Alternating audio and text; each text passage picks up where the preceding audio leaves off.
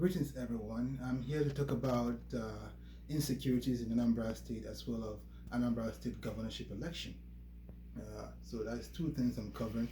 First, talking about the insecurity, then a bit about the elections, those involved in the election, and and then we'll summarize.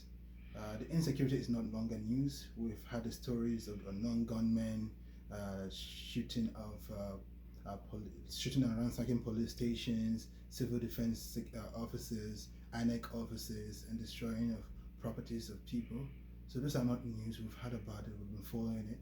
But what is new is the military actions that have been going on for the past few days in various towns, villages, and cities around Anambra State, bringing so much fear and intimidation in the heart of the citizens of Anambra State. That is not what we want.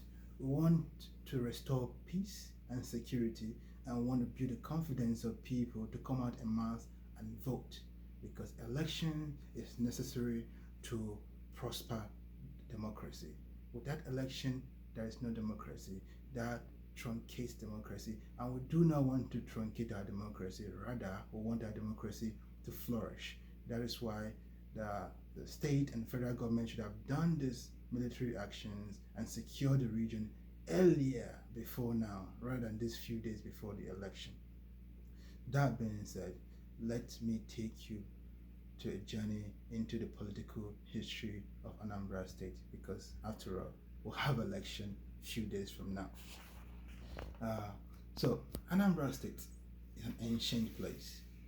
According to archaeological record that was excavated in Ibuku, Anambra State, our people have resided in that region as early as the 9th century, and we've been there, we've flourished, and we've been led by kings or spiritual leaders who are also our political leaders. After all, this is the political history of Anambra State. And fast forward to the arrival of the British colonizers. When they came, they combined the Northern Protectorate with the Southern Protectorate, which is known as the amalgamation of Nigeria of 1914. From 1914, it continues till the Eastern region was created out of the Southern Protectorate in 1954. And we have an Eastern region, which, as we went into independence, we have an Eastern region government, just like we have in the Western region, and as well as we have the Northern region. As time progresses, 1967 came, a year that rang hard in the heart of every Nigerian, at least Igbo people. The civil war broke, but before the civil war went full-fledged, General Gowon formed what is called the Eastern Central State. And that Eastern Central State, Anambra State is part of it. This Eastern or East Central State was governed by administrators that was placed by Buhari. And the first administrator of this East Central State is Babi Asika, who was the administrator or the military administrator from 1967 till July 1975.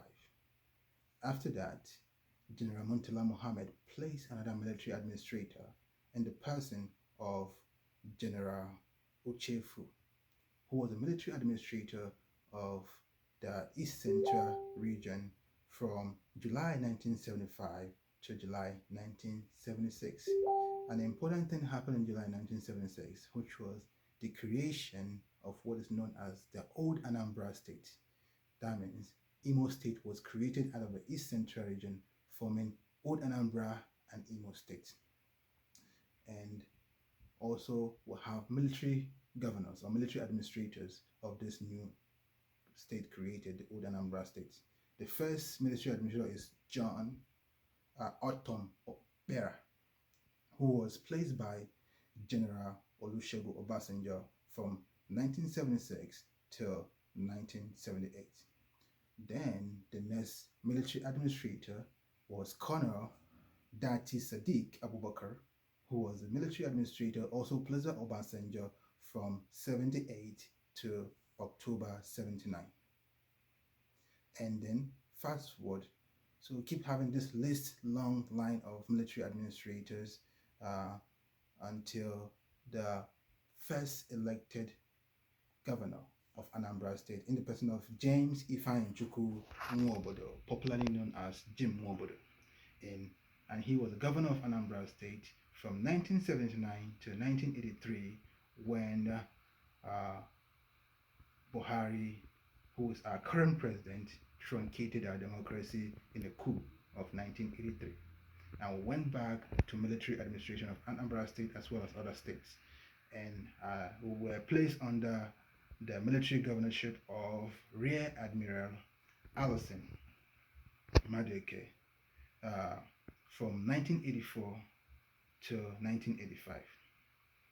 Then followed by Commodore Samson Emeka Omerua, who was the military governor from August 1985 to December 1987. Then came Colonel Robert Nnemeka Akponobi, who was the military governor from 1987 to August 1990, placed by General Babangida. Then came Lieutenant Colonel Herbert Obieze, military administrator from August 1990 till August 1991, which was the year this current or modern Anambra State was created. And how was it created? They just carved out Enugu State. Then we'll have Enugu State and Anambra State formed in 1991. And guess what? The first governor of the new Anambra State was also a military administrator in the person of Commodore Joseph Abolo, a military administrator from 1991 to 1992. Then that was the end of military administration in that region until we have our first elected governor in this new Anambra State in the person of Dr. Chukwuemeka Ezife, elected under Social Democratic Party, SDP, from 1972 to 1993, when once again our democracy was truncated when Abacha had a military coup.